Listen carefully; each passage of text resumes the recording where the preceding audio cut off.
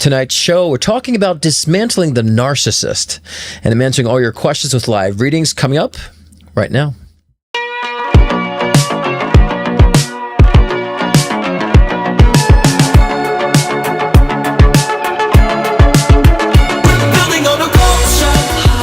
Does it look like a Devin or David? David is his name.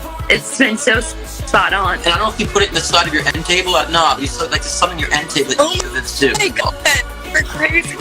Yeah. You might be hard on your right knee when you're running. Make sure you're not too hard on the right knee. 100%. Okay. Honey, I'm a runway walker. Okay. I don't know if she's showing me flowers. Like, relay them or redo them. These purple flowers.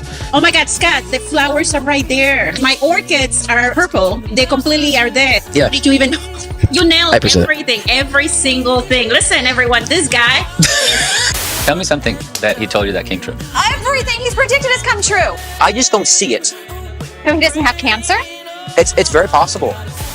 Camera's psychic who first questioned Brooke's cancer. Scott Cruz. Oh, there you know are. his You last won. You better question yourself. We're here to bring enlightenment, not confusion. You might encounter negative aspects of self, but that's a freeing experience. Because then they start realizing that they can't think outside the box. And I say, if you can't think outside the box, then who's the stupid one here? The solution for me is awakening people to the bull. I agree. People need to stop being deterred by nonsense. You gotta summon the people. I don't just come on here and talk or parrot shit. I'm living it. In harmony with nature, in a mystical adventure, we're building on a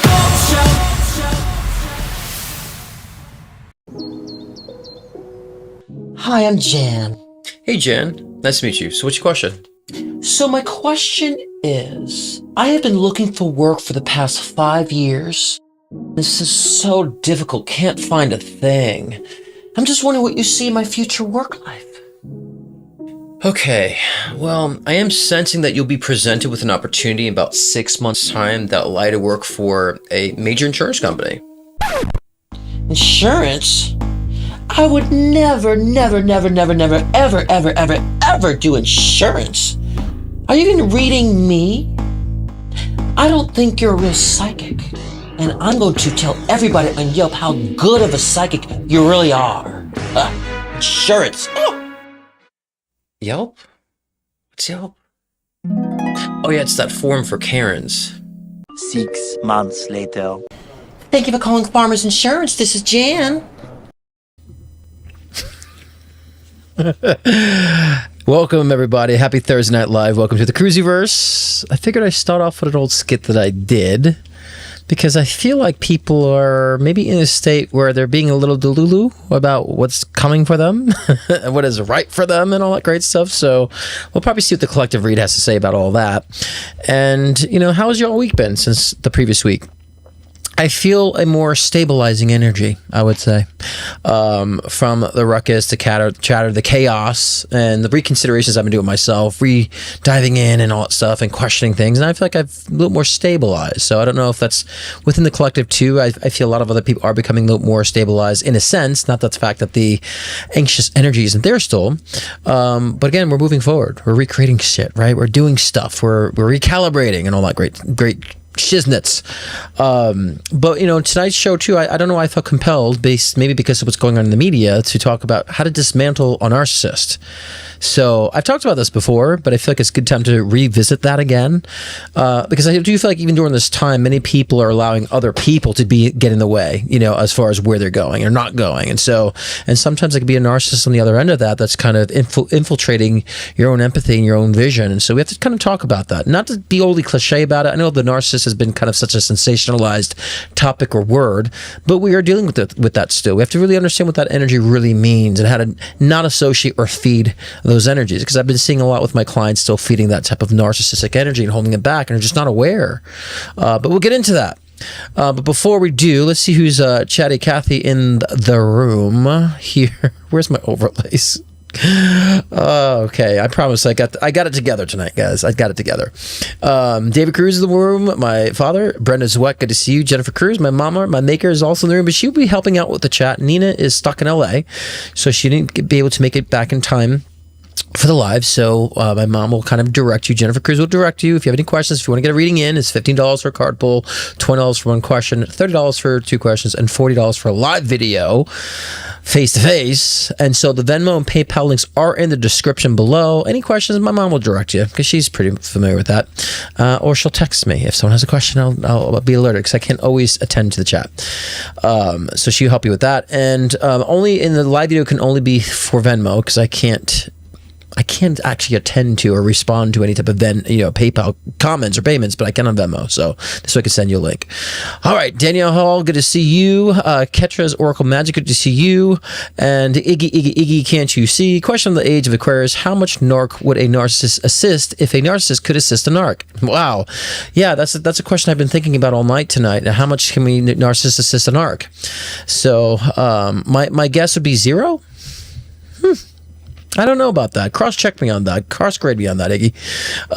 Lisa Stover, good to see you. Beautiful person, too. How did I get here? Hello, good to see you. Rhonda, hello, welcome aboard. And Lucy, hit that like button, y'all. Yeah, did y'all hit that like button? I mean, I think smashing that like button is very, 2020. So what's the spank? Give that like button a little bit of a spank today. Thank you, Lucy, for reminding me, for telling you guys. So I'll spank that like comment, too. And if you aren't subscribed, subscribe, because I do this every week. Those who are new, I do this every week. Live shows, live readings, different topics, all that great stuff. So if you aren't subscribed, subscribe, right? Am I good? Am I doing good at this YouTube thing? Horses Trigger Hope, good to see you. Tommy Garasa, yes, it's Scott time, Cruisyverse time. Tazzy Holistic, good to see you. Welcome aboard. Steph Panaharara. Scott Cruz is the best mentor, guardian angel on earth. That was so sweet. And Steph sent me a wonderful video message earlier, just in gratitude, which really humbled my heart. And so I appreciate that. I appreciate being able to assist in your journeys. And those who maybe just finding me on social media, the social media thing I just started a year and a half ago, but I've been working with clients for 12 years. So dealt with a lot of clients, and it's a blessing to be able to assist in y'all's journey and healing process and expansions too. Rebecca Walls, good to see you. Tina Smith, hello.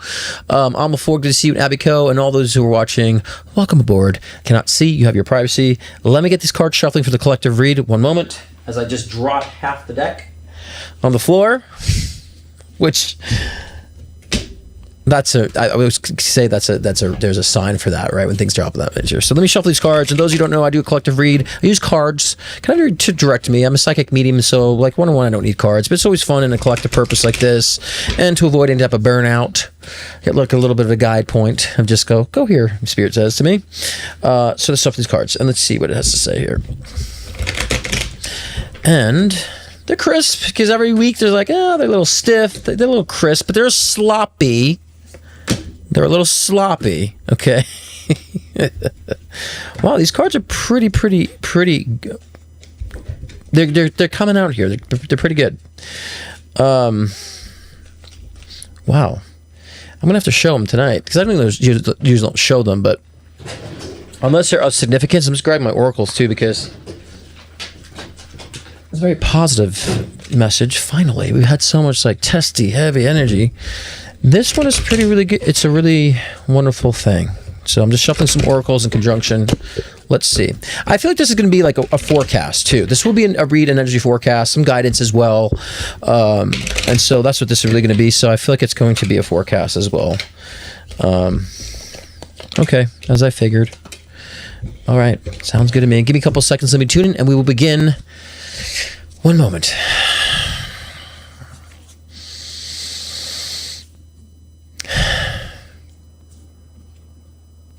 Okay. Ace of Cups. Ace of Cups is my creative card. It's all about creativity, a flourishing of creativity. And it's also my fertility card, or the fertility card. Not so much mine, but I say mine because sometimes we can interpret the cards a little differently. But this is really talking about an abundance of flow, a flow of creativity, a flow of fertility. So now's the time to be creative, literally creative, right? And so if there's any creative projects that you have, is there any creative endeavors you wanted to explore, dive in. Let's put that in gears, put that to movement. If you started a creative project, get back back on it. Let's start really designating and designing what the future trajectory is going to look like with that creative endeavor. Now, creativity doesn't just mean art. It doesn't just mean you're singing or making something with your hands. Creativity is even maybe have an idea that's somewhat creative in the way you're doing that. You could be find new creative ways to be a parent, find new creative ways to do the job you're doing currently, right? So you can find creative ways to express yourself with your communication. So let's think in terms of creativity in the overall arching sense, not just a artistic expression. But during this time, there's going to be more of that flow. And so you might start second guessing yourself or second questioning yourself a little bit during this time. That's okay, because you should be asking yourself these questions like, hey, do I really want to do that thing? Or do I really see that vision for the future? Or do I really want to, articulate it in this way? That's all right. It's okay to kind of take a step back and look and say, I can tweak that maybe. Right? So creativity also means you're able to be objective, take a step back and observe what you're doing and how you're doing it too, and maybe tweak it a little differently too. So even in that observational state of creativity. But in the fertility means that some of y'all, if you really want to start a family, like I feel like especially you Leos, if you haven't started a family yet, maybe you Leos might start feeling like you really want to start a family, or maybe want to start, focusing on in that direction of starting a family. Not just you Leos. I'm saying that because I find Leos become very centered home focused and relationship focused these days. But this is all collective. So I think a lot of you guys, if you're single, you might start feeling like, I really do want to get myself out there. If you haven't gotten yourself out there, getting yourself out of the box. If you're in a marriage, you're probably going to want to find ways to just spice it up a bit or spend more time together with your loved one, right? And so a lot of that fertility also means too is like you're bringing something new to the table. It's not just having children. I like to use it figurative too, but some of you might want to start having a family or creating a family. And it could be through children, through actual literal fertility, or you want to just create new friendships and family circles. Do it. And be creative in how you start meeting people. Be creative in how you start interacting with people. Be very creative in your approach to things, because things will change. Things will change. Your circumstances will change. So I do feel a lot more objectivity coming from this state of being in this energy moving forward too. Ace of Wands is really all about, that's my creative card too, and mastering your creative, but also it's an emotional card too, mastering your emotions. I think it's very important during this time, as you're being creative, you're understanding your sensitivities and the things that you're really sensitive toward. Now, sensitivity is not a negative thing either. Some people just say, oh, he's too sensitive. Oh, he cries like he's too sensitive. It's like, that might be a negative side of sensitivity. But sensitivity also means that you're in tune, you're in touch too with what's going on around you, what's going on within you. That also resurrects a lot of empathy. It brings the empathy out of your soul in a sense. So we should be focusing on a lot of the emotional balances and imbalances we need to play currently. Be in tune to our own sensitivity so it doesn't become expressed in the negative duality. Right? Because those who are sensitive in a negative sense, everything's got to be all about them. They take everything personally. That's imbalanced. They're too imbalanced. They feel too much and they haven't directed their emotions enough to where it ends up being a negative expression. So let's embrace our sensitivities. It's okay if certain things hurt your feelings. You don't have to be hardened up and try to say, no, it doesn't bother me. It's okay if we allow ourselves to be sensitive, because then we can be more objective of what we need next. Right? We can be more objective of how we need to tend to our emotions and how we want to maybe interact with other people in our lives. And that will also bring creative ways that you never thought before how to get things done or how to do things or how to approach things. But I never approached it that way before. You do it, you find better results in that sense. So that's, again, the creative energy coming through as well with your emotions, but it always comes from sensitivity. The divine feminine, the nurturing aspect, the right brain, right? The intuitive nurturing aspect of the self.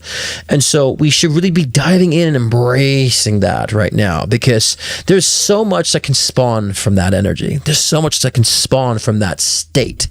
And so understand, any emotional positioning you are in, you will spew or spawn whatever is coming from that state. So if you're feeling negative, you're going to spew negativity and you're going to spew all that out. If you're in deprivation, you'll spew more deprivation out to again, that's matching what you're feeling internally, you're expressing externally. So let's be conscious of this. What do you want to spawn, right? Let's be like mystical, magical in that sense. What do you want to spawn? Like Spider-Man in a sense. And that's important for us to understand. And, interesting, the Ace of Pentacles comes up in this positioning. So the Ace of Pentacles is basically my financial, fruitful, rewarding energy. So how can I fit this in context? Well, if in the ordering of the cards, it's really saying the more creative you are, the more value you put out, there's more appreciation, money manifests. It becomes financially fruitful for you all. Because the code, the cheat sheet to manifesting money, as all these quacky New Age communities say about just, envision it and it comes out of the sky. No, the formula to creating and manifesting and attracting money is creating value. And when you create value that's appreciated, of course, the value goes up, right? When things are appreciated, the value goes up, but that also is what manifests money, because people will pay for value. People are attracted to value. And so if people find something of value, they'll put any type of money or coin into that value, and they will want to obtain that, right? So we have to understand that we do our creative expressions. We can find what's valuable, and that will be profitable. Okay. And so, and even if it's something simple, like if you're just making simple projects or you're just making creative art, if you're putting a value behind it too, right? We say, well, I'm creating this piece of art, but like, it's just pretty to me. It's like, it's not valuable. But if you're putting your emotion and making some sort of a statement through that piece, there's some sort of value. There's a meaning behind it that people will appreciate it, and it will render financially successful or financially profitable. So we need to understand kind of this formula, because money is just a physical manifestation or reflection that you're actually creating value and worth, or participating in things in life that are valuable or worth it to you, which creates more gratitude. So money, your coin, your finances, all that stuff is just a symbol of how much you're valuing what you were doing, or how you're, or at least participating in your life. You might be valuing what you're doing, but not valuing other things in your life. So you've kind of reached a threshold financially. It's like, well, I just don't make enough. Well, you're probably not valuing and appreciating everything else that's in your life enough, and interacting with life enough, being creative with the things in your life other than what your work is, right? And so this is how you create your luck, is because you're giving yourself the better probable odds and better probability of how you can actually align and dance and attract and mingle with things of a prosperous energy, vibration, love, whatever you're trying to attract, so to speak. And I have to keep using the air quotes because a lot of this is very figurative. So remember the value of that. And the only way you can understand what's valuable, what you can actually appreciate or create something for others or do for others that they can appreciate, is to understand your emotions within the core of who you are within yourself, your heart. What's going on in there? Right? And the Four of Wands in reverse is saying, get the fuck out of your comfort zone. All right? Get the fuck out of your comfort zone. This ain't about being comfortable anymore. Because sometimes being uncomfortable just means that you're maybe been lazy. It's not so much what the next steps are is comfortable or not. It's just like when you wake up from sleep, you're just like, it doesn't feel good, but you just have to get off that grogginess so you can get going. Same thing here. Get out of your comfort zone. It's not going to always feel good taking the next leap if you've been lazy or been stagnant for a while. Get out of your comfort zone. Do something different. Try to think outside the box. I like to say, if you want to make great change in your life, you can change the little things throughout your day, which completely change your full day in totality. For example, y'all got to take a shower. Y'all got to brush your teeth. Y'all got to make your beds, right? And so y'all all got to do the mundane 9 to 5 shit, right?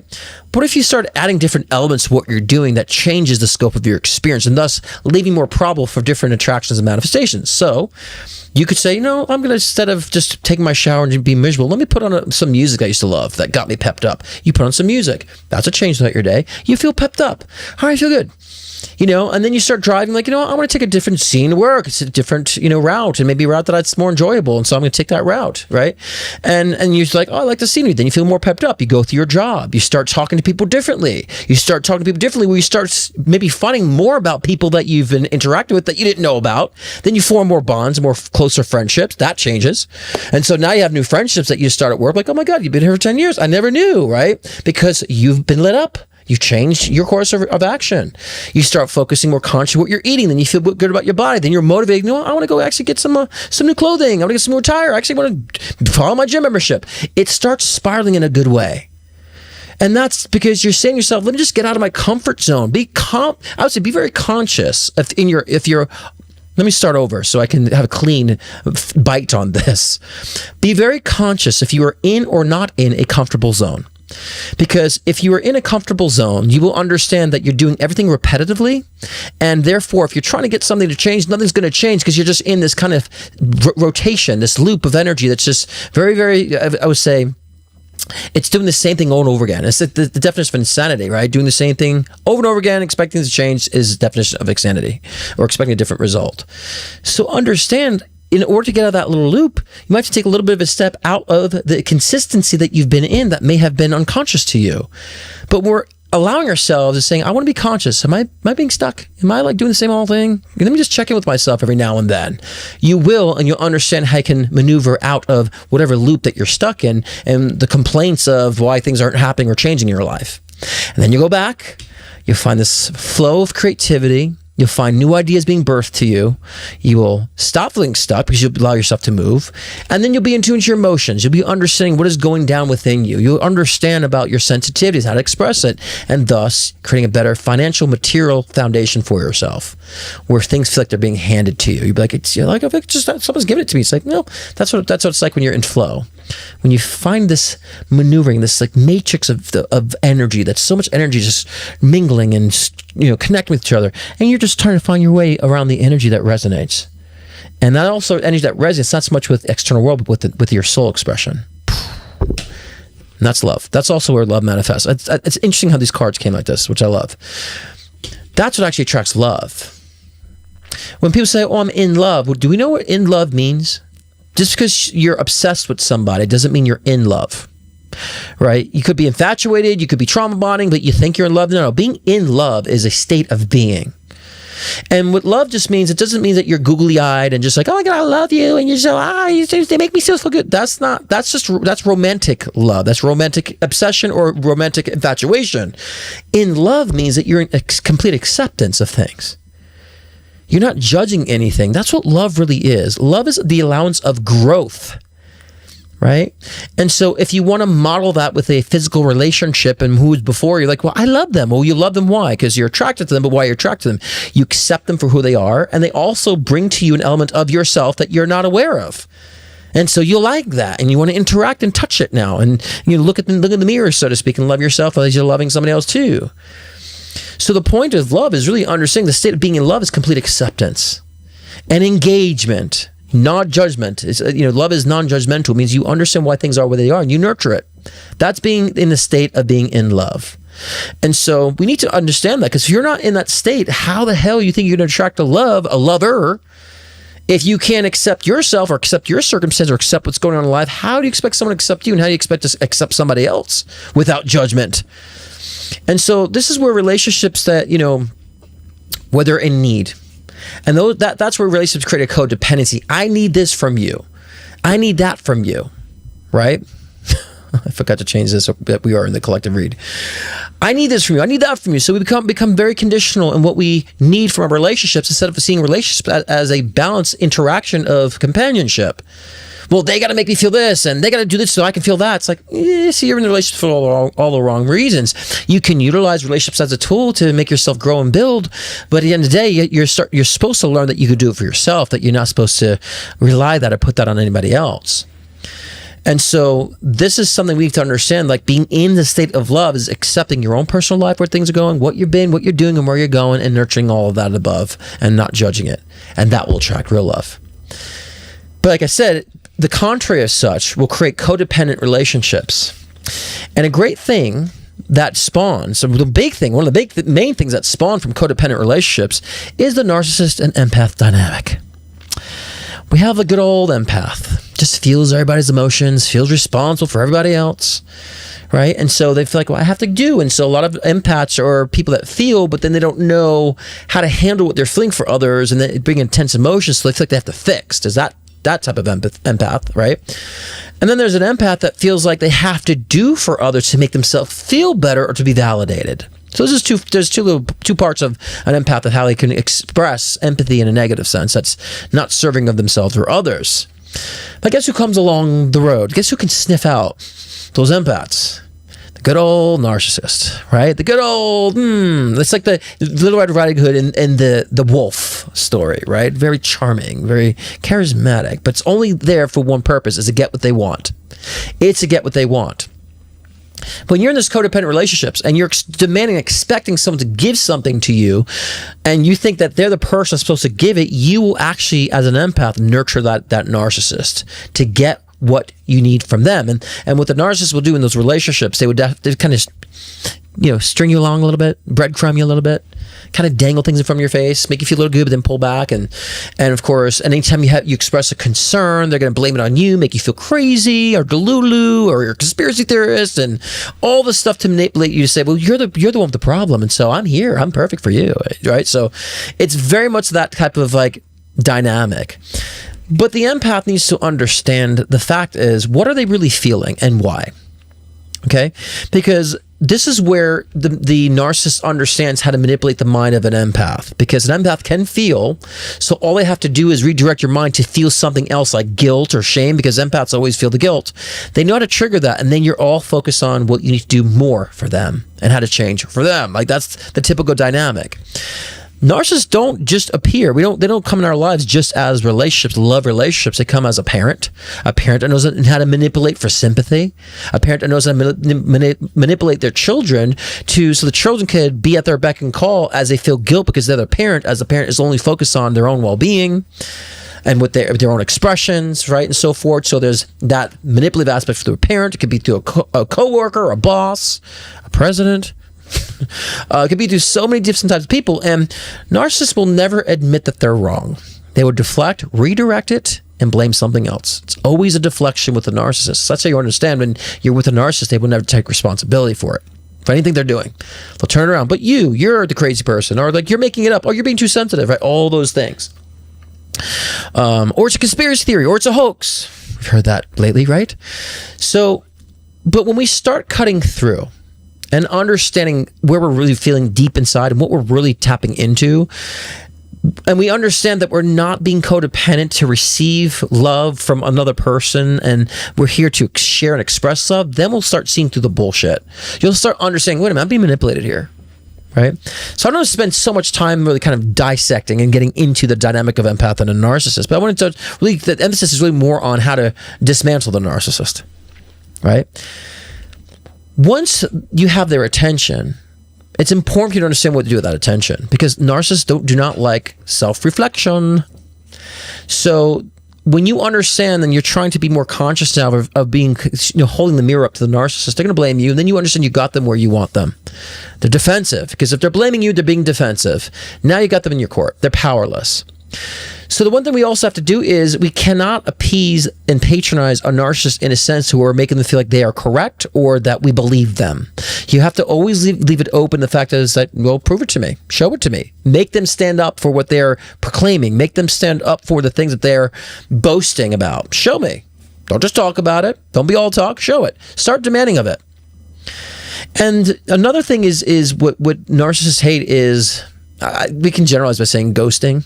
We just typically just do not, engage. Kind of like, okay, well, I'm not continuing this conversation. Walking away. They hate that because they lose control. Because the one thing narcissists want from these relationships is control. They want something from you, and it's just control. Or they want to be able to take the energy of the successes that you have and bank on it for themselves, just like an energy leech in a sense. But most of the time, it's just all about control and revering them and creating a better foundation for themselves. So when you walk away from that and you're not providing an access point for them to plug in or to leech off of, that's when they start crumbling. When you don't acknowledge the fact that they hurt you or you're hurt by them, and you let them know that you're okay, it doesn't bother you in any bit, and you remain unaffected in that sense, that breaks them down even more, right? And when you make them prove things in order to get any type of attention from you, or they need to prove something before you have even consideration, no matter what the dynamic is, they will crumble because they can't measure up. The only way they are able to measure up is how they're being fed by the person that is engaging with them, right? So don't feed it. Don't feed it, because feeding it is what will get you in a state of confusion again, because they'll know how to sneak in and put you in a state of guilt, and you're back into kissing their ass again, that you questioned yourself. Is it me though? Like maybe I did say. Any type of questioning yourself that way is you being manipulated in the mind, because you should understand what you're feeling. You should know it. And if you're really triggered by something, you would know. And if you really did something out of line for yourself, you would know it instantaneously. So again, you dismantle them by not acknowledging or letting them to interfere and to integrate in your mind and making you feel like you're crazy or done something wrong. It's like, no, you're deflecting and calling it out and walking away, disengaging. That is the thing that will make narcissists crumble. Because the whole thing, if they're seeking control and you remain and hold your control, guess what happens is then they don't have anything to feed off anymore. They will crumble. They will have no more power any longer. Right.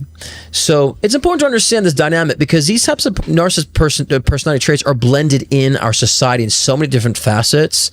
And I see it with families that are just very narcissistic, parents, and they know how to make their child feel guilty for no reason. They know how to make the child feel like, it's all about what the parent really wants, not them. And those are narcissistic traits. And many people have narcissistic mothers and narcissistic fathers where the mother is trying to compete with their daughter and they will hold the daughter back because they don't want the daughter to do better than what they've done. And so we experience these traits in a very powerful negative sense across the board in so many different dynamics. But the best and ultimate cliche way to dismantle narcissists is to hold on to your true nature and to your true self, and do not stay persuaded or dissuaded by anyone and anything that they say. And you hold them to their word constantly. And when you do, you start to dismantle them. They start becoming crazy. They start becoming needy. And, and when you finally have your power and you're able to disassociate, they will find ways to come out and say things like, I miss you. I love you. Or, hey, I was thinking you were right about this, and then they can manipulate the circumstance, if it's not a lover, to get you to hear them again, to sneak back in and just twist things around, and then you question yourselves. I've seen so many situations where people break away, they come back, say something sweet, you say something that's gonna, they will even do something to coddle your ego. You go right back in, sucked right back in, and believing in being their cheerleader again. Understand that even if you have your power, they can still come back and say something to regain your attention back, and so it's a manipulative energy, and And like I said previously, I'm going to say it one more time, is that it doesn't always have to be romantic relationships where there's an empath-narcissist dynamic. They're everywhere, in your friendships, in your coworkers, in your bosses, in, like I said, in your parents.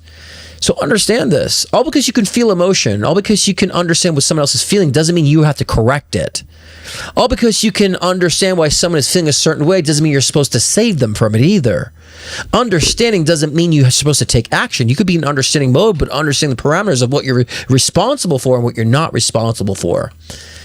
And the narcissist will always make the other party feel like they're the responsible ones. They're not responsible, right? And so be responsible for yourselves. Be understanding where you stand for yourself. Don't need anything from anybody else. Don't feel like you have to appease anybody else to get what you need in return. It's all conditional. And that's what attracts the narcissist. But when you dismantle them, then you start understanding that your value has increased because narcissists are always great karmic tests for us. To understand, I'm completely out of balance with myself, and this person here, this narcissist kind of proved it to me. I was believing people for no reason. I wasn't really using my intuition. I wasn't using my discernment, right? So these are situations, important circumstances that come into our lives that we should let us identify where we're weak in our lives. Where are we really struggling, where we're not using our strength or applying our strength? And so that actually, and if we all did this, then narcissists would be forced on a collective to fucking change. Right? The more we start evolving, we don't appease and give attention to and put people in positions of power who have these narcissistic tendencies, and we don't bite any longer, that forces that collective human behavior to have to evolve and to do something different. And that would mean they would have to be more introspective. That would break them down. That would dismantle narcissists on the global collective scale in that sense, which is very important for our species. So we all got to participate in not feeding these narcissists as we dismantle them as on the individual layers. But if we're all doing that collectively, guess what? They will no longer be in positions of power. They will no longer be infiltrating our lives, no matter what circumstances that we're at, to where we feel held back and taken from. And we have taken dominion over that force. And guess what would happen less? We'd be more on top of protecting our children, protecting our families, protecting people from harm. That they would not even infiltrate even within our legal system. We would change so much, and that evolution will be forced into existence simply because they are no longer being responded to at that level. That level, we've actually pulled the plug on that level. They would have to upgrade in order to respond. So it's important that we talk about these things, because at the end of the day, we want to change and evolve our human species. And when that helps, and when that happens, then we all start, experiencing less of the deprivation, less of the negative shit, right? Less of the dishonesty, less of the lies, less of the falsehoods. And so that's why it's important for us that we do focus on evolving and utilizing these narcissistic, personalities, utilizing them to make that change. But again, dismantle the hell out of them. Stay in your own. Don't let someone else tell you what you should or shouldn't do. Don't be a fan club. Don't be someone's fan club. Okay, and you're not here to feed someone's needs, and you're not here for somebody else to feed your needs. They need to take care of their own needs. You take care of their own needs, and then we mingle together. We show up. You don't expect to go on a date and expect the person to put your clothes on for you, do you? Right? So don't expect someone else to fulfill your needs in a relationship. Same thing, because, again, we're supposed to show up to participate in relationships, not to be fixed or healed or voids filled in our relationships. So let's start there first. And like in the collective read, go back to collective read, understand your emotions. Understand what you really feel. What are your sensitivities? What do you need to do to expand and express your sensitivities in a positive sense, in a positive way, in a productive way, in an empowered way? And what can you do to nurture that in a very creative way? That's the formula. And once you understand that, you'll be saying bye-bye to narcissists in your life. And they would be so far from your existence. They would see you and run, because they would understand, oh my God, she or he can see right through me. You can see right through me. You know, so again, you can't change them just like you can't change anybody else in society. You're supposed to change you. Only focus on changing yourself. That is it. They will be forced to change collectively, because no one will be participating in those games anymore. Okay? All right. Well, that's that. Let's get to the live readings. I'm so bad with these banners. Because I'm supposed to go to Dismantling the Narcissist up there, because I'm supposed to let people know, like, this is what stage you're at. But now we're going to the live readings. Boom. Okay. Oh, this show needs to have more of a personnel to it. So I would have to find someone who can do this remotely and like do the banners for. But I don't know. I feel like sometimes like there's so much work trying to figure that out that I just do it myself. Right? You know what I mean? Okay, let's see who's up next to the readings. Thanks, Cast Glow. The sign is glowing like Cast Glow. All right, I'm so cheesy. Okay, I'm fun pulling up these readings. Who's first here? Okay, we have Al Dominguez, live reading. Let's go live. I'm ready to show up during the show time of reading via video or chat via YouTube. Al, okay. Well, copy link, and we'll put this in there. Oh, so Al, check out your Venmo, because in the Venmo I'm going to send you a live link. Bear with me one moment here. And so click on that link, and that will get you to call in. This is for Al Dominguez. And so check your Venmo, the transaction. I have a link in there. You click on the link in your browser, and it'll bring you for a live video here. Okay. So until then, we have next is Maria Johnson from MJ. What do you see is happening next with my job? In which parameter? Because there's so much that's changing with the job. Are you referring to, like, I guess the question is so vague. Like, do you mean as far as like your participation in the job, or what's going on with the job? So if we could do with the questions, be more specific, like what's happening, is my job this, or am I staying at my job? Stuff of that nature is better for live show readings. But next to your job, you know, because it's so vague, I don't know where to look. I feel for me, it's just, there's like restructuring going on, right? And so I think there's a lot with the restructuring. They might be repositioning different people. Now, of course, the question is going to be like, well, does that affect my positioning? Like, I don't know if it's necessarily going to affect your positioning or not. It doesn't feel like that to me, but I feel like, you know, because of the change, there might be others that might be repositioned, resituated. So it feels like a restructuring is going on at the work that you're doing right now. So again, I don't feel like there's anything that will necessarily push you out, but I don't know whether or not you'll like the changes with it. You know what I'm saying? Whatever changes that they're making, you might feel like, I don't really like the environment, so maybe you'll choose to move forward. So that'd be strictly on you. But I do stay showing like people restructuring, repositioning people, and that might, you know, that might even leadership. There might be some undesirable, narcissistic people in leadership, you know. So, but I think at that time, like if you're staying at your job enough, is a decision you will be making, not That's not written in the stars. Your decision to do something is your decision. So I feel during that time, you might choose to look elsewhere because of the restructuring.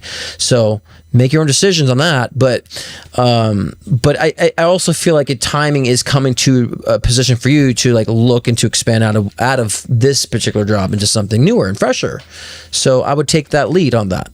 Otherwise it'd be uncomfortable, whatever they're changing there. Okay. Next we have, let me get my earphones here for this live readings. And guys, be specific on questions. I know it's not your fault. It's mine. I need to remind you guys, be more specific on questions. For live shows, they have to be more direct, on one-on-one personal readings. You ask a question, I hop in, I read it all. And I need you guys to help me because I can go so deep and go tremendously in so much detail. I cannot for a live show. Just help me be more specific questions so I can refine it, because I can see everything. And that could be disorienting. And especially I'm trying to be quick on a live show. So understand, help me help you. Okay. So we have a video here for, I think it's Al. I don't know if I'm saying it correctly. Al Dominguez. Let's get her on here. We gotta bring her in the room first. Okay. Hello there. Good afternoon. Good evening. I'm still in the afternoon. Good evening. And it's Al, correct? Yes. So what is your question? What is your question, my love? That's Al. Yes, short for Allison. Perfect. So what's your question, my love? Hello, thank you. Yes, so mostly revolving around career, like a bit of reading around that, and it's hard to hear you. Can we get get you closer to the mic? It's hard to hear. How about now? Okay, try that. Yeah, if you're a little closer, it might help out. Yeah, because it's very, very faint. Okay, definitely. So I would like you to do general reading on my career and the recent outlook I've had is, possibly changing careers and but still okay with where I'm currently at. Okay, let me hop in and see a change of that, just to be quick on that. Give me a moment here to tune in. Yeah, because I'll say this, you're not in your passion as of yet, right? So you're not doing what your true passion is, and I feel like your true passion should be working with children. And there's an essence of, I don't want to say teacher, that sounds so cliche, working with children, but I also feel there's some sort of charitable energy behind that working with children in that sense too. That is a direction I feel like it should be pulled into. That could be, maybe you start working for a nonprofit that's helping children, or and then that evolves into doing something more hands-on with children. So, because there is a teacher nurturer energy within you that needs to be expressed too, and I think that would be greatly expressed with children. And so the uncertainty to me is how you end up expressing that. You know what I mean? So, but I think in that direction you will be, and I think that's where you're going to really find more of your purpose, your value, and it even could be working with even children that are, just not fortunate in other countries. It could be so many different variables of that, right? So that's big, broad and vague, but it's not so clear too, because I feel like that's part of your discovery too. That'd be part you discover and create your own free will in that direction. So that's going to be very apparent in the next 2 years. Now, when I say predictive stuff, and I say within, I say it could be anytime before that, but not any longer than that. So it could happen tomorrow. It could happen in a year. But I don't see any longer than 2 years you making that realization and actually heading in that direction. That's beautiful. I've always, yes, had a desire to foster children or work with them, because there are so many rejected just because they're older, and knowing some of my siblings who also one was emancipated very young, and the other had to fend for herself in the system and in juvenile hall, and right, so sure. That's a so perhaps you might even want to help those, maybe even connecting children with families in that sense too. Maybe that's something you draw to, or work with resources that can help provide that for children in a sense. Because I definitely see you making a difference in that way. You know, and it didn't feel like you're just dealing with average children. Like I said, children are in need. You know what I'm saying? So you'll find ways to do that. You know, even if you start or work for an orphanage, there's so many different ways. I think we want to keep that open for you in your trajectory of how to explore that. But you're definitely, that is so clear to me, that's what you'll be doing. There's not even a doubt in my mind of that. And you know, I always use psychic variables and free will variables and not make so much certainties, but this is just a no-brainer for me. It's like, oh yeah, she definitely be helping children in that sense and making that her career. Yeah. So what I need for you now is really to start like designing, like in which context. You know, which context do I want to do this in, and which format do I want to do this in? And I think when you start really doing, you download the information that you need from spirit of like, oh yeah, that's my avenue, right? And that will require travel too. I mean, I feel prior to all that, you will be going on a lot of retreats or a lot of exploring other countries. So I feel like you'll get yourself very versed in other cultures too. So there might be even a spiritual breakthrough before that even happens too, where you're starting like, I just want to tap do different people, different cultures, you know, and get versed in this. And were you thinking about trying ayahuasca or doing ayahuasca or some point, or directed to ayahuasca? Yes, I am in. I do watch videos and I see how it had, you know. They're saying, they're saying, I don't mean to cut you off, but they're saying that you should, like, it's calling you to do so, right? Because you have, it's funny because the topic tonight about narcissists, I feel like you have narcissistic past residual energy that needs to be cleared. This has to do, you have ritualistic abuse from your past incarnations. So, yes, you were trafficked in a past life. Yes, you were. So you have a lot of that type of sexual abuse. So that lingering narcissistic energy needs to be purged from you to really embrace your self-worth. And to stop having people trample on it. Because you don't question yourself when you're alone, but when you're with these people, you question yourself for some reason. And like I was saying before, they bring confusion. And I feel like there's maybe a person in your life now that's bringing that energy that needs to go. Right, I've been, estranged from my mother, who was that in my life, and I feel like the energy you're reading is cutting that final cord and nurturing the child. It's that, like I said, that residual occurrence that's still there. Like the energy needs to be finally purged out. You know, and it is a relationship from a past that still lingers, and it could be even from a past incarnation. You're really enslaved in this relationship, and it could be past life stuff, of course. And in one-on-one personal, I'd go into depth. I'm trying to be quick here, but I think that once you meditation on that, like, you'll totally cut that out. You know, you would totally allow yourself to almost like deconstruct that out of your life. You know, on the spiritual level. And so I think, and that's where it's going to jumpstart your nurturing career with children. I really feel like that's going to be the thing that, you know what I mean? Okay, I do also want to, I tried to work this into a note in the last time I tried connecting with you. So I'm aware that relationships can change, and the person that it could, we're evolving human beings. So, but right. I do want to touch that topic of, is it soulmate or twin flame I'm with currently, and let's read that dynamic. For fun, Let's see. What's the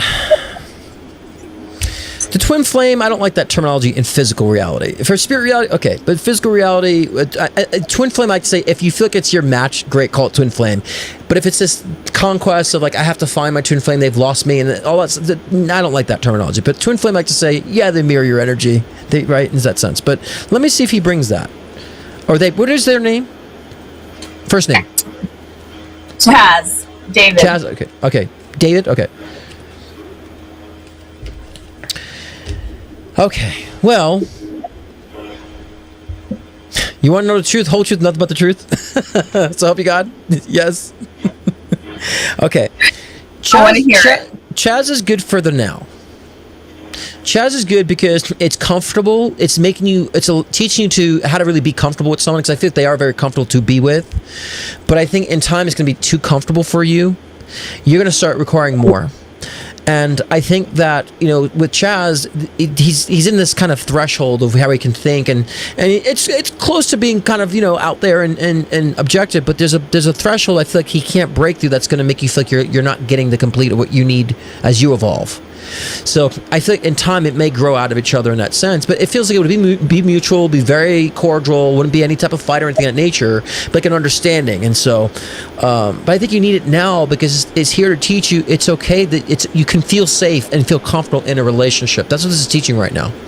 But David feels like he's not thinking outside of his own box. He doesn't feel like he's really kind of pushing himself to be more, in a sense, even though I feel like he might talk it. I think he says what people want to hear, but doesn't really feel it inside yet, right? So I feel like you might be a little ahead of him in that sense, in that direction. So so is it like long-term thing? I feel like we'll grow out of that in the right timing, and the timing will be perfect for both of you guys in that sense, but I don't feel... even though I don't feel that, I still feel like it's needed. Like, I still feel like it's destined. And right now, you're both trying to help each other emerge from the safety net. And when you guys finally do that for each other on a spiritual level, you guys will be in peace in different directions. And, you know, I don't even think you'll be, you know, I'm going to skim on this because we don't have the time, but I don't even think you'll be in this location for long either. I think in 2 years you're going to be moving, you know, within that time frame. So there'll be a lot of change, but everything... I'm sorry?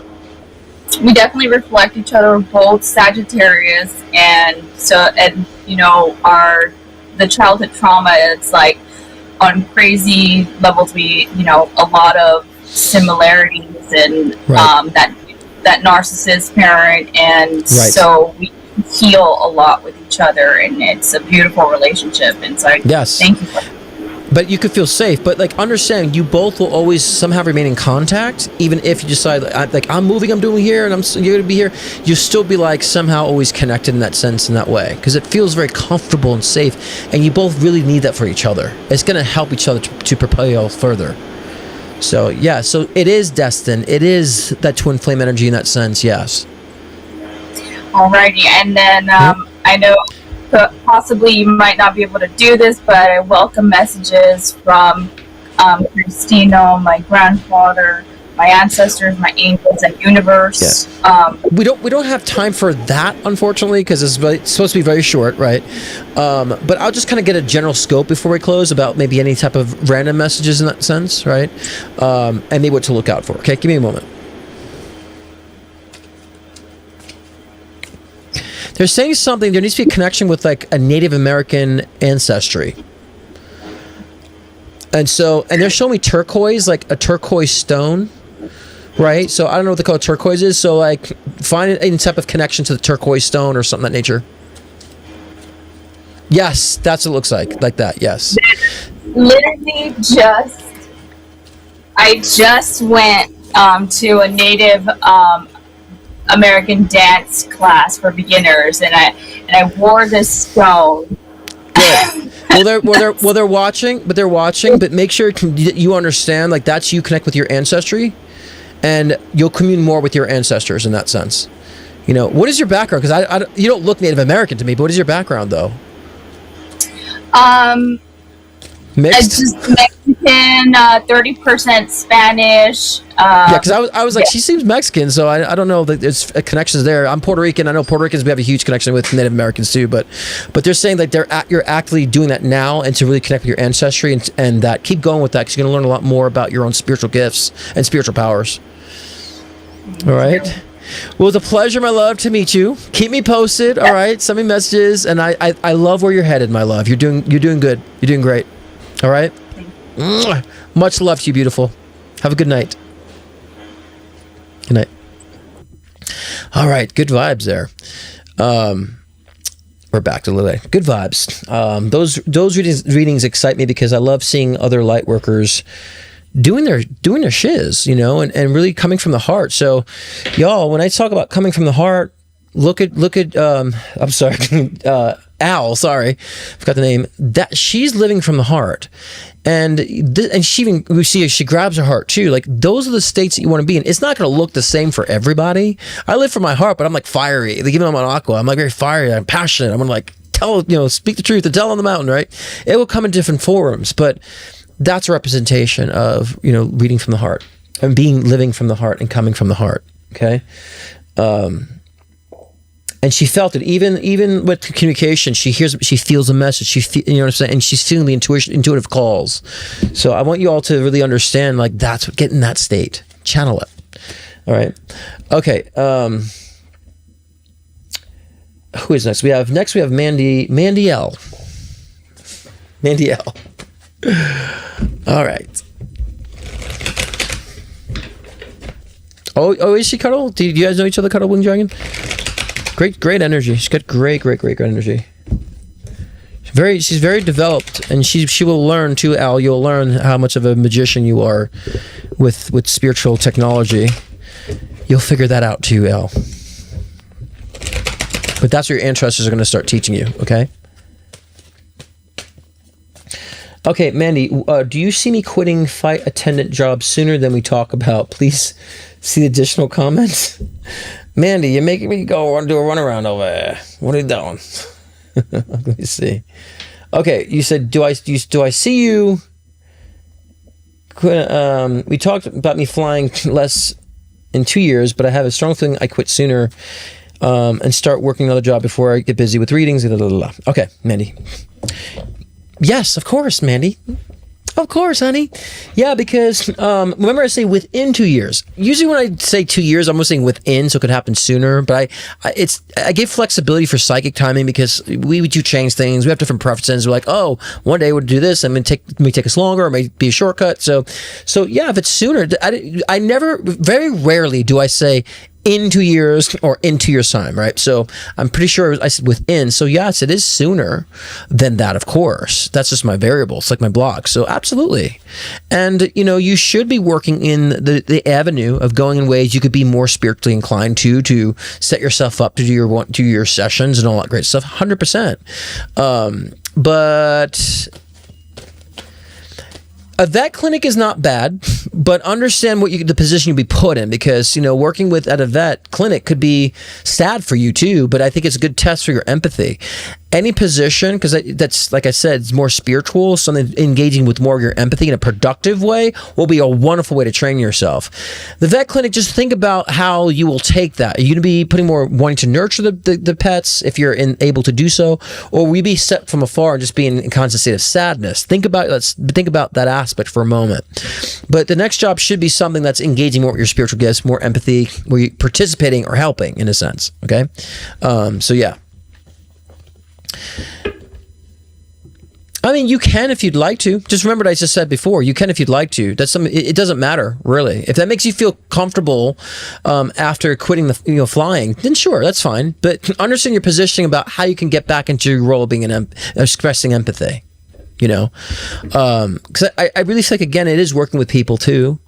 It's not children, not like, I don't like children's your thing, but like it could even be that you maybe go to vet clinic, but then you participate, maybe speaking and doing things and working people, maybe do readings at AA. I mean, there's so many things you can do that you want to be inspired to do, right? And so I'm here to kind of give you more inspiration on that, but you need to pick it. But if you need to go back to the clinic just for the time being and get back in an empathy role, and that you could not be in the state of sadness, then sure, it's a good buffer. And sometimes it's good if we want to create a little buffer until we're evolving the next step. Nothing wrong with that either. But again, start practicing your one-on-ones and start allowing yourself to be confident in your one-on-ones. And if you're in a constant state of empathy, it'll increase your intuitive abilities, increase your psychic abilities, increase all your mystical abilities if you're allowing yourself to participate and express empathy in a way that's beneficial and productive for you. And for both parties, of course, obviously. So that's how you can also have a cheat code to accelerate your psychic awareness, psychic abilities. So I say a good decision to do so. Yes, but maybe go back to clinic as a nice security blanket, nice buffer period as you evolve doing the question, the working with people. Okay. So if it's not happening yet, don't overdo it. Don't push it too much. Just let it come as naturally as possible. And it's step by step. And that's why it's good to have people, mentors, or people around you who can help guide you during these times. And I'm saying, yeah, stop the flying, go back to the vet clinic as you need, as you're creating that buffer period as to start your next endeavor working with people. And this way you're still in this place of empathy again. And that, again, will skyrocket your psychic abilities, and that will actually push you to do one-on-ones. Seriously, it'll push you because, like, I feel empathy. I'm just reading people. Oh my gosh, I'm feeling things with people around me, my coworkers, and it's correct. And and like I'm going to start doing one-on-ones. You see how it will build you into that. All right. Next is from Stephanie Panahar. Yes, I definitely see you leaving flying. Yes, my love. Yes, and you see it too. It's not just me, but you do too. I think you just need my validation. I saw it before, but I'm saying, yeah, of course. It's not for you right now. It's not for you. But make sure you buffer it out correctly. Just don't leave without anything else in return. Like, you know what I'm saying? Like, be smart about it too. I have to remind people, because some people are just like, okay, I'm just going to leave. Now what? It's like, carve it out. Be physical about it and make your decisions wisely. Okay. All right, Stephanie, love, I want to know if my buyer client, Jesse from Atlanta, will put an offer on the property saw today. Ooh.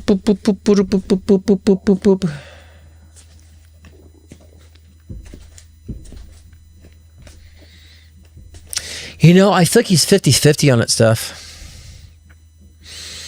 I think he's 50-50 on it. I think he's wavering. There's something about it. He's like, it's a nice property, but I don't know if it's for me. So I feel like Jesse's I don't know if Jesse's always like this, if Jesse's always 50-50 or always like, I think he's like that now, but I feel like he's right now. So I can't really predict this 100%. I can tell you where he's at now. Right now he's on the fence, 50-50. He's leaning more toward not. But then there's still a possibility he might say, you know what, yeah, okay, but that's where it's at. I don't know what he's going to pick though. So this is actually something that's not 100% predictable, but that I can read where he's at now with it though. He's 50-50 on this. And I don't know if it's location for him. Maybe he doesn't completely want the location, or he's not completely sold on that location, buying that location, so there's like logistics that's surrounding us making him say, but that's the current thing. So on this, ask him if you have any questions about the property, any questions about the neighborhood or area, and I would be conversive with that, with him on that. But as of now, he's leaning more to not, but he's on the fence. That's how he feels now. And those you're watching, not everything's predictable, guys. There is something in reality, and I'm going to say this again, there is something in reality called randomness. Not everything is laid out and written in the stars, right? And sometimes when people are making decisions on things, they may not have made a decision or destined to make a decision on certain situations. But then in that case, I'll say, well, this is where they're at now with it, currently with it, and this kind of probability where it's going. So sometimes I can read someone, they made a decision, yep, they're going to take it, right? Understand this, guys. So not everything is predictable. And I know Stephanie knows that. I'm just saying this, people are watching because they're saying, what is predictable and what isn't 100% predictable? And I always say, in the questions, I will let people know what is and what isn't. But and a lot of us do. We create a whole trajectory of things that happen, right? And a lot of us are very good at projecting and understanding in our sleeps how we're going to redesign our reality and what we're doing forward and understand our soul purpose and all that great stuff. And so those who are in tune have more specific predictions laid out. Those who are not in tune, there's no predictions really. It's for those people who are not really in tune with themselves, just kind of sitting in their house doing nothing. Yeah, it's not really much being predicted. And I had a client, years ago when I first started. She wanted to know, like, when's the love of her life's coming in? When am I getting a job? When is all the stuff that she doesn't have? When is that happening? And I told her, and I said, look, currently you are in a state of deprivation. Like, I don't see you maneuvering or putting any energy into anything. Like, you're waiting for something to happen. Like, that's basic stuff here we're talking about. And I said, look, unfortunately, like right now, I said, if you don't change your mindset and start getting yourself to participate in things, like you'll be here a year later in the same position. And, and she didn't want to hear anything. And of course, I went in more detail about certain things and so forth. But then she leaves me a horrible review on Yelp, which is going to be another episode of Things Psychics Deal With, where she's like, oh, he's not a psychic. He's just like, tell me how to think positively and all that stuff. And here I am a year later, and I'm still in the same position.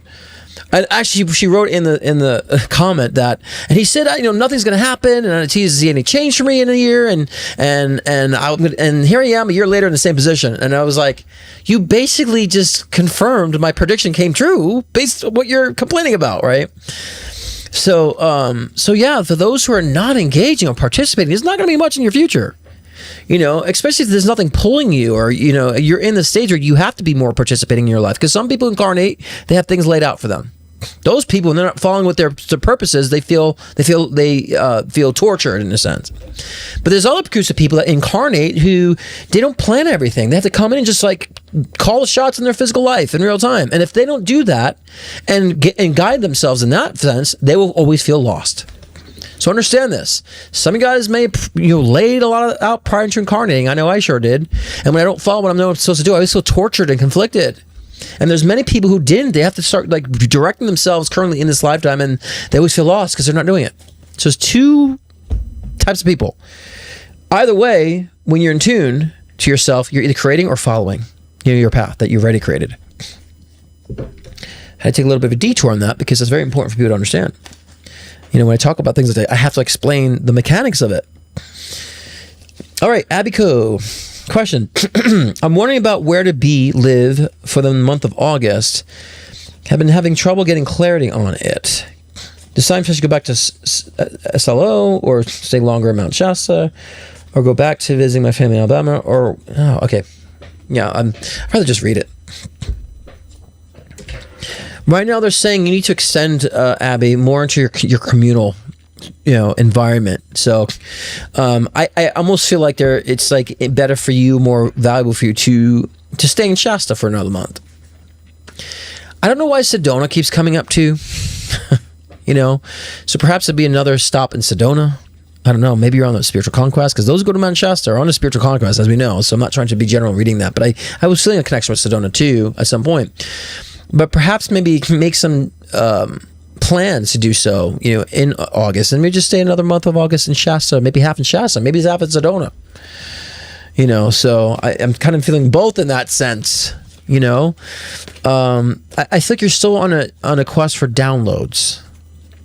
Like your soul's still like, I need to go here to get downloads. I need to go here to get downloads. So maybe look at your astrocartography and find out what is resonating with you in the location and why and where it's actually charging you. I psychically feel you're getting intellectual and spiritual downloads, which is actually going to be helping you more with your psychic awareness, psychic abilities, metaphysical technology, all the great stuff. That it's giving you more of your purpose, of what the expression is of your purpose. So I would stay in Shasta. I almost like I feel half of August Shasta, half of August is Sedona. That's what I feel. Definitely not going back to SLO. Definitely not going to family in Alabama. And I don't feel like that's a good energy. Family later. Maybe family in October or something. But you get what I'm saying. But that's what I feel. Next is Lily Healy. So Lily, please, if you're at your Venmo, please go into bada bing, bada boom, bada bing, bada boom. Go into your transaction on Venmo, and I will provide a link in there that you will click on in your browser, and that will bring you to call into the show. Okay? And then you'll be on screen with me. Okay. All right. And while we wait for that, we have a card pull for Sophia Rodriguez. I feel weird being all buttoned up. Usually I'm showing some cleavage or something, right? It's just, I feel very preppy with the shirt all buttoned up today. I guess I can't always show skin, right? Don't always need to see some man cleavage. But people forget, like this. I always feel like I always say that my chest tattoo is also part of my. It's an accessory for my chest tattoo. So, it's an attire for me. So, all right. Sophia Rodriguez. Oh, Sophia, the cards are interesting here. We got the Three of Pentacles and the Lover's card. How do I read this? Well, I think that the card, to me, what I read the cards saying is that, for one, it's kind of what we're saying to Abby a little bit. You got to be around people. Get yourself out there with other people. Either one, that you'll meet love when you do, or you will find love for different people or different relationships, right? In that sense, or that will make your relationship better in a sense. Something of making the love environment more connected. If you're going out and doing things around people and getting into the community more. When I say community, just like getting out there with friends, getting out there and doing things with friends and having fun in that sense. Because I feel like, you know, sometimes we either decide we're going to pick love or friends or love or, you know, and it's like we need to have both, have our friendships and sense of community, and have a love. And sometimes we will find love through those communal environments and those communal challenges. And they're kind of saying to connect that. So, you know, and if you're with somebody now, then perhaps you're too isolated with the relationship. You need more communal energy. Or if you're not with someone now, then perhaps you need to like get yourself in the community to find love in that sense. Okay. So again, I'm just doing read card pulls, not a deep read here with card pulls. Just those who are watching. I just need to be clear about that. Just pulling cards, reading the cards. That's why the prices are so cheap on that, right?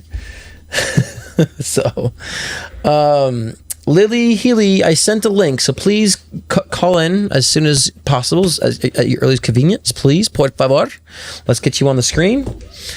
So check your Venmo. In your Venmo app, you will see that I added a comment to the payment transaction, and it's the link that you can click on your browser to get you calling. And here you are. Look at the timing on that one, huh? All right, let's get her in. I don't know why I disconnected these headphones here. Let's get her on the screen. Okay. Give me 1 second so I can just plug in my headphone so I can hear you. 1 moment. These headphones here. Okay, I don't know why I disconnected from the last reading. Because I hate these things, that's why. Okay. Let's just test your audio real quick. Can you just say testing real quick? Testing. Okay, you're too... Let me just adjust that really quick. Because the last caller was too quiet, so now I have you too loud. Okay. All right, let's get done.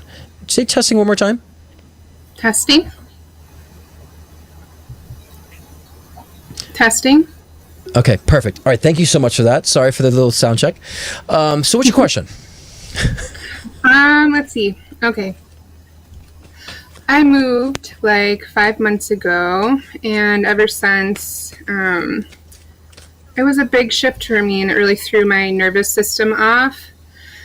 And I've been having a hard time regaining my center and my knowing, and I've just been doubting my every decision. I'll hop in. Yeah, I'll hop in. Yeah, okay. Let me just hop in and see about that. So I want to see why when you made the change, what's happening psychically, in a sense. Give me a moment. I cut off because I don't like people to tell me too much information either, because I like to validate. So, what is throwing you off now? Well, that's reflecting a move. 4 of Wands. That's a new home card. They're saying that, you know, this is more simple than you think. It's almost like you haven't really grounded yourself yet. Right. And when I say grounded, I'm talking about like how you're expressing yourself, grounding yourself, and saying, let me find things around that community. Let me just do things like go for a walk. Like, let me drive around a little bit. Like, you haven't really grounded yourself, because I think you're feeling so many, you're empath, by the way. So you definitely can pick up on emotions, and not just of people around you, but the collective. You got to be careful about that too. You can feel collective currents. Now, if you're not understanding that you're doing that and get a lot of confusion, you will be off center and off balance. 100%. And that's what's happening now. So that's why I would get yourself to like drive around, get more familiar with certain areas, like consciously, not unconsciously, but consciously. I want to feel this area out, so you can be more of a participant in it right now and ground it in more. I know in 5 months it's easy to develop a rhythm there too, but you haven't really done that energetically consciously, which is why you feel all this other energy being pulled from you in different directions and the collective. Let me scan the energy, though. I want to see about your environment, see if it's something also in the environment that I feel that might be throwing you off as well, because that could happen too.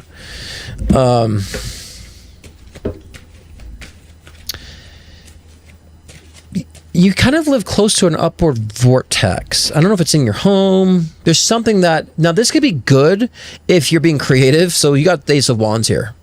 And that's all about being, you need to be creative. So the collective read was for you, baby, because that was all about that. So I really feel like that you need to be creative. If you're not, you're going to feel this sense of being chaotic. Now, creative doesn't mean you're doing art. It just means that you're doing something that you're participating in that is coming from the soul, coming from the heart. whatever it is, right? And it's coming from that space.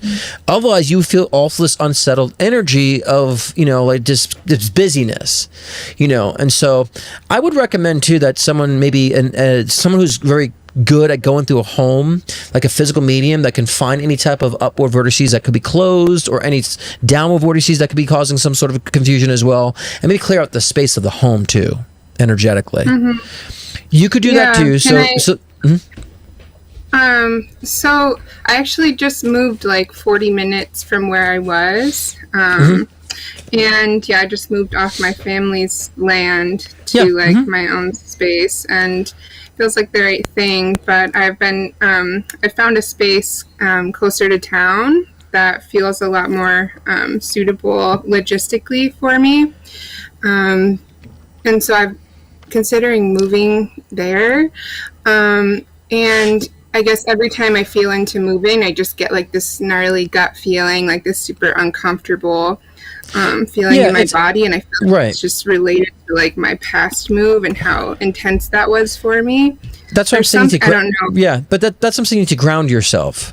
You just have to ground yourself somehow with it, right? So if you went to a new location, you're going to kind of chase your tail on this. Well, then I kind of don't feel it here either, so maybe you're going to be just chasing your tail. Ground yourself. Because, again, what you're picking up on is a lot of external energy. You have empathic energy of environment, so it's feeling chaotic. If you ground yourself, you wouldn't be feeling that discordant energy. It's actually nothing really deep. It's just that when you create a new environment, you walk into a new environment, you got to ground yourself. I don't care if that means that you light candles or paint pictures or whatever you do to like bring and infiltrate your energy into your space and start owning what's around you and in the area that's around you. Then you'll be like, oh, I like it here. I can actually feel what's here now. It's actually really simple. There's nothing overly mystical about this or overly intellectual about this. It's really just ground yourself. And like I said, I just took like a 6-week course on just like basically grounding. Like it was like a meditation course where our goal was to ground every day. Yeah, but meditation isn't very grounding. Meditation is very ungrounding. So you want to, again, do the participation of find ways to like bring elements into your physical space, like redoing your room, like instead of bringing your touch into the room, doing some work in the, if you have an exterior area, I don't know if you do, like just personalizing things a hell of a lot more now. And you're going to have to do it every time you have a new space. Like you'd have to, you know, like a dog pisses on his territory. Like I don't mean to sound like extreme that way, but you want to make sure you're putting your energy on everything around you. That's the grounding we're talking about. Okay. So I guess it's not an unsafe thing for me to go and make this move closer to town.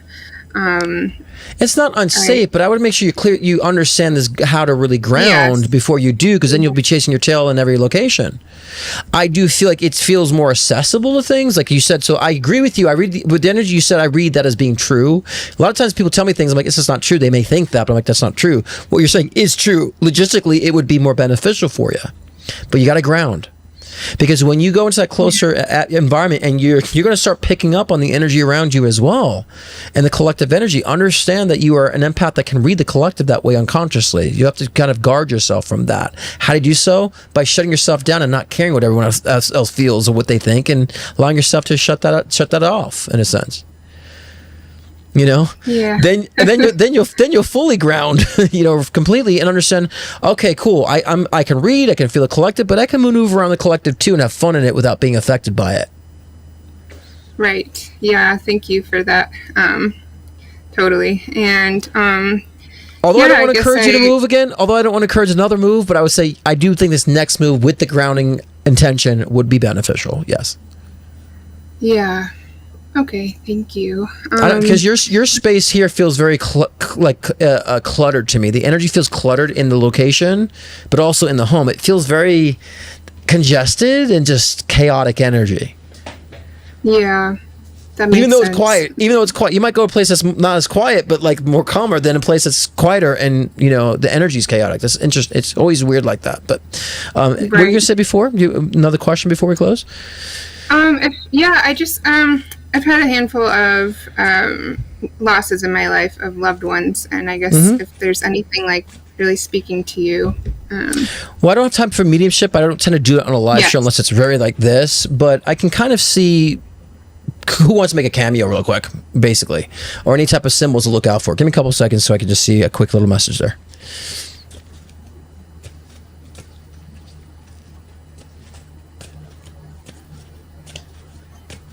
Yeah, there's like a mother energy in spirit, a mother-like energy in spirit that I feel, again, is trying to nurture you and guide you as well to feel secured, because you need security right now energetically, and that's what the grounding is too.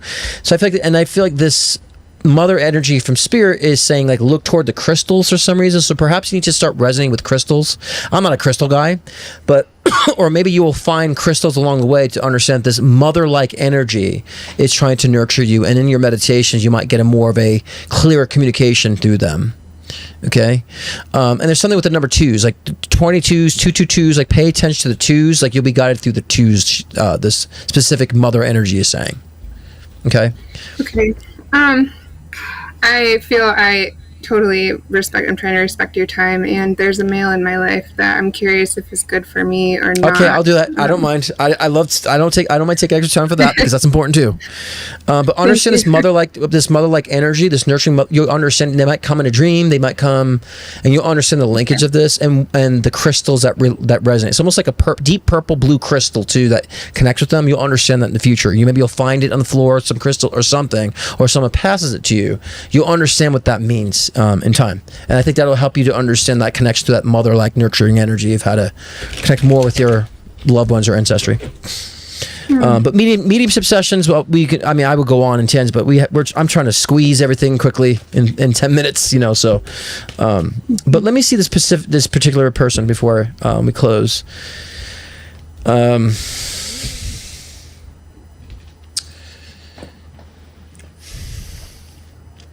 Yeah. Sorry for that reaction. That was awful, by the way. Look, there's nothing. It's like the other person I was reading. It's nothing like inherently bad about the relationship. It's just not one that's going to grow. Why? I think that he is also in a safe zone, with himself, or he or she, whatever. This person is in a safe zone with themselves, and the energy feels to me like they're in a comfort zone, but they don't want to get out of that. And I feel like in time it's just going to be stagnant, But I also feel like they may not commit to like long-term commitments or longer commitments in the future too. They might shy away from that. They may want to, and they like, yeah, I want to, but then there's a fear and trepidation of really trying to make those commitments in a sense, right? So behind that is a good intended person. So sometimes I feel like really bad people or bad intentions, and I think they're well intended, but I feel like you're going to start feeling like the last reader I read, that you need to pull out and you need more, and they're going to anchor you down a little bit as you grow and evolve. But is it bad right now? No. Like the other reader, I feel like this is good to bring consistency for you now, and it's good to bring you that sense of security and safety right now, and that type of companionship now. That's okay. But understand that in time you're going to want more, and be perceptive of when that is, so you don't drag it out or dismiss it too soon, because I don't think you should dismiss it soon either. So it doesn't feel like it's bringing anything bad into your experience. It feels like it's bringing a comfort to your experience that could be beneficial right now for you as you're working on the things that you're working on within yourself. Okay, thank you. That's really nice to hear. Okay. Thank you so much. Well, it's good to see you. Good to meet you. And keep me posted. You have you can give me a shout out from it. Yeah. Have a wonderful night, my love. You too. Okay. And I'm glad that came up too in conversation, because sometimes you guys, and I'm not saying this is her or anybody else, some people are like, if it's not going to be the end relationship, then why do I participate in it? It's like, yeah, there are relationships that are just seasonal, and you have to enjoy it for what the season is, instead of being alone until you're ready to meet the right person, or stay alone until you grow and evolve by yourself to meet the right person. Some people choose that. I've chosen that in my life. Like, I want to be alone and focus on myself and work on building myself and becoming more open until I'm ready to meet the right person. I'm done going cycling through relationships. But I also, during that time too, had relationships that were just there for comfort, and therefore just companionship for the time being, and embrace those dynamics, because those dynamics are usually the ones that will be your ticket to love, in a sense of they will help you to really manifest a real love relationship right after that. So, and what do I know? I moved in with my partner 2 months ago after 4 years. Okay. And I was not looking for relationships. But I did say I knew for about 10 years, because I was like single majority of my 30s and just having, casual, entertaining type of relationships, because I was really focusing on myself and my work and my craft. And I didn't want any distractions. But I said, I know I'm going to settle down at 43. And I moved in with him at 43, right? So understand your timing with things, guys. And when you understand that your timing, like, yeah, I want a relationship, but I want it here, then you'll understand the other relationships in between that are there for a great purpose and take advantage of it. You know what I mean? Jelly beans. So that's very important to understand. And you'll stop spending time with those freaking narcissists too. Just giving them that freaking energy. Let me double check my PayPal, make sure we concluded the readings here. But feel it through, and especially with the last caller, she's very sensitive too. I mean, she can feel the energy around, and so don't always interpret it as being a bad thing, that it's bad or something's bad because you feel the emotions. Just address what it is. Sorry, guys, I'm trying to log into PayPal so I can see if there's any more in PayPal before we wrap up tonight. I don't miss anybody. I'm glad we got them all in, right? So being sensitive in that sense is it's a power. And when you take that sensitivity, you understand I can feel things around me, then you can amplify that. Bada bing, bada boom. Okay, 2 questions here. I knew how to check the PayPal. For Rebecca, I am thinking about quitting my teaching job in January to pursue my own business full time. I am scared of the financial risk. I have about 6 months of savings, wondering if this is a good idea or should I continue to teach a little bit. This is all new territory for me. Let's see. I can't make your decisions, guys, for you, but I can say, like, if you did, right? But yes, I think your time frame is rational as long as you're being strategic. And I'm going to be very kind of like the mentor here, and this is the mentor side, not so much the psychic side, but as long as you're being strategic of how you're constructing the business plan or the business that you're doing, that means you should be already having on board what the website will be if you need a website, what your service will be that you render, the cost, and have all your packages ready to go. And then you're understanding, you're telling people about it, you're prepping people about that. If you're getting that emotion, you can be completely fine by phasing out by January. But you're doing it now. If you don't do it now, it's like keep teaching. If you're not going to do that, but you're January, keep teaching. So you have something that you have to do in order for January to be successful. And so, and that's why a lot of people, talk to me about business advice, and I'm wondering, I'm like, why? I'm like, well, I'm not that I advertise business advice, but I've been working remotely for myself for 12 years, and I've been working for myself for the past 25 years. I was a freelance composer, working for different production companies and networks, and I was doing everything at home. My parents used to joke about me when I was younger because I was always making things in my room, and they're like, Scott, you're not going to get anywhere by being in your room. And now that the joke is like everything I do is from home, right?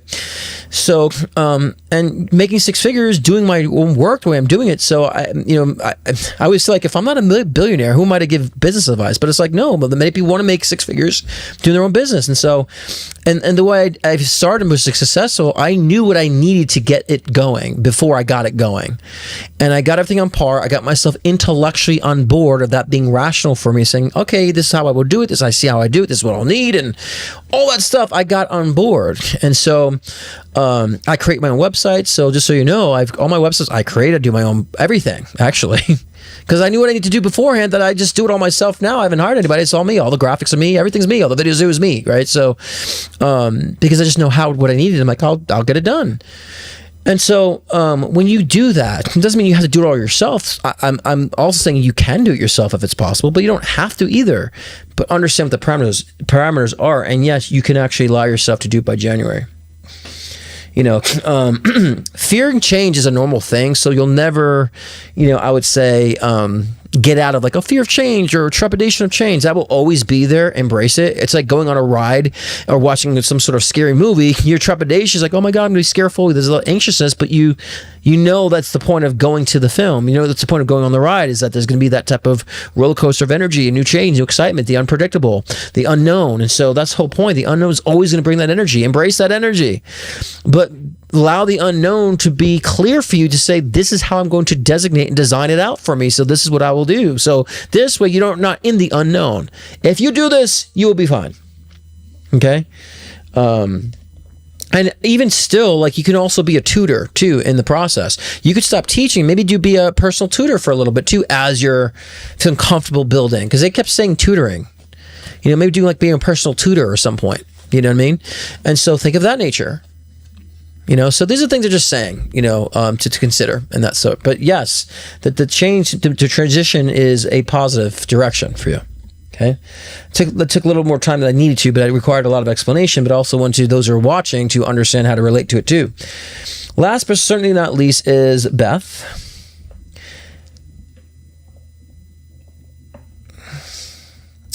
Well, Beth, we have a session next week. I told you not to do it live session, but okay. Well, he called you because I think he's checking in on you because he hasn't heard from you. So it's a typical thing, right? Because there hasn't been a finalization. So just seeing what's going on. Why are you? Because remember that he's controlling energy. So the controlling energy, if he's out of control, then it's gonna, So if you're not engaged with him, he's gonna feel like he's not in control. But it just feels like just nothing up his sleeve. Just kind of like check in. Hey, what's going on? Do you want to get together? You know what I'm saying? To fulfill his needs, the narcissistic energy, right? So that's why he did. So, because of this is a narcissistic dynamic here, I would just allow yourself to be non-responsive as long as you possibly can until you can just respond back, say, hey, what's going on? Until he asks you a question. If he asks a question, respond to the question. But I would just kind of do your own thing for a little bit.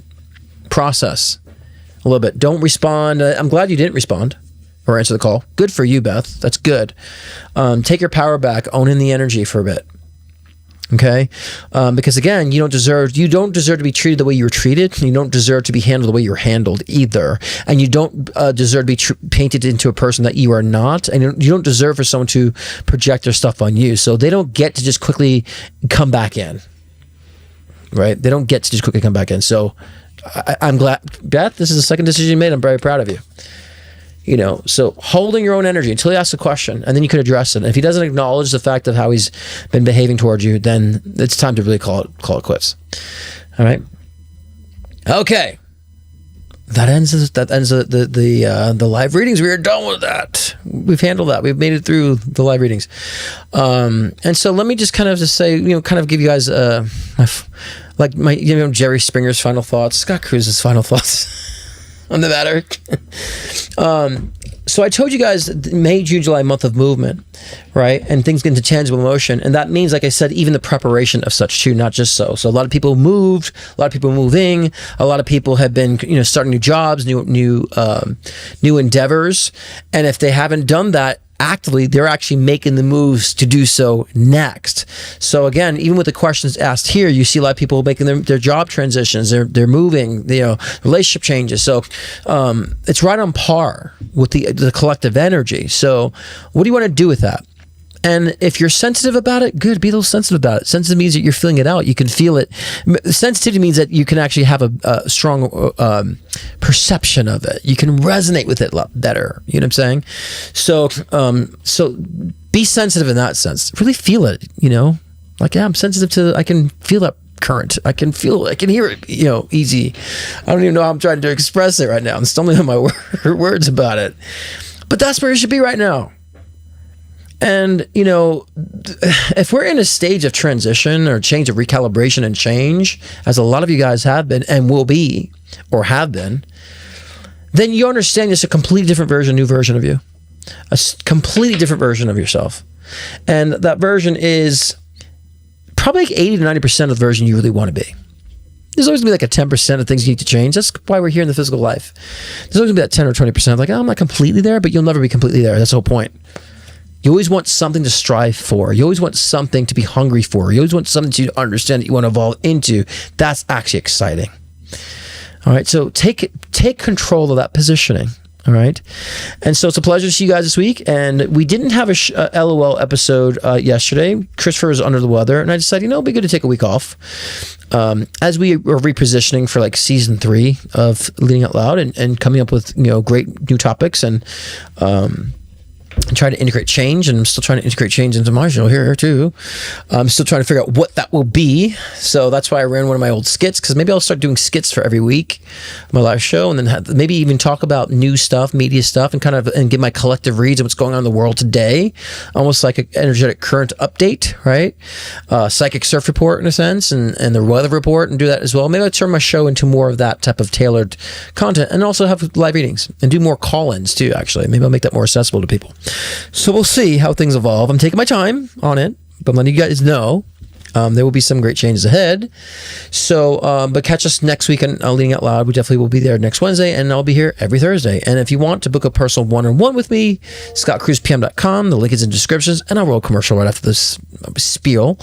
I do intuition builder sessions, helps you to tap into your own intuitive abilities and mystical abilities, how to own it and develop it, as well as life readings, anywhere from career, past life regressions, trauma healing, trauma, realizations, relationships, career, business advice, all this stuff. I helped so many people create their own brands.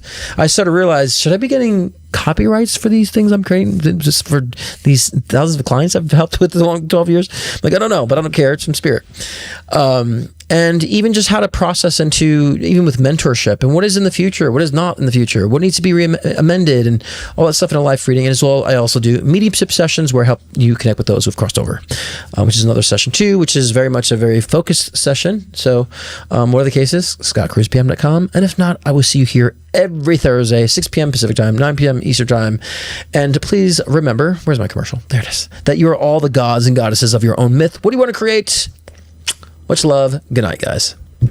Scott Cruz is popularly known for his life-changing one-on-one readings to also guide in your soul ascension journey. With life readings, get insight into your relationships, career, health, trauma healings, past life regressions, and more. Want to connect with a loved one who's transitioned? Scott's mediumship session can be the gateway to you and your loved ones in spirit, bridging the gap between the physical and the spiritual realm.